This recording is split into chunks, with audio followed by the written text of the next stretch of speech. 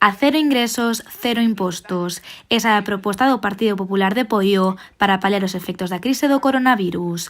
Unha petición que foi trasladada por Ángel Moldes nunha xunta de portavoces e que, segundo os populares, é a única medida posible para tratar de minimizar as consecuencias económicas deste estado de alarma. Aquelas persoas que non están recibindo ingresos, que non se lle cobre a auga, que non se lle cobre a luz, que non se lle cobre o saneamento, os vados, a billeta, porque é a maior forma de poder axudalos. O que nós non compartimos é aprazar ou suspender, porque o que estamos falando é que despois nos vindeiros meses se lle volvería a cobrar. Logo, nós o que pedimos é, basicamente, en un resumen global, cero ingresos, cero impostos.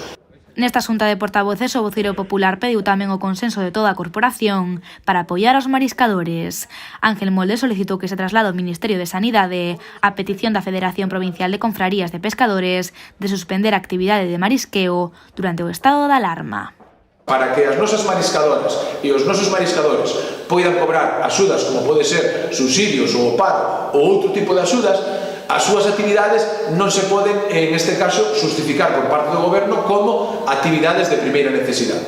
Logo, nós o que lle trasladamos ao resto dos partidos que forman a Corporación de Poio era trasladar unha mensaxe unánime, unha mensaxe de unidade do noso Concello, dicíndolle que separen o marisqueo e outros sectores específicos como necesidades, en este caso, de primeira necesidade ou non englobalos en conxunto na propia pesca. Esta petición dos populares foi apoiada polo resto dos grupos. Ademais, e mentres non se poida reunir o pleno, os voceiros acordaron tamén celebrar unha xunta de portavoces todos os xoves ás 11.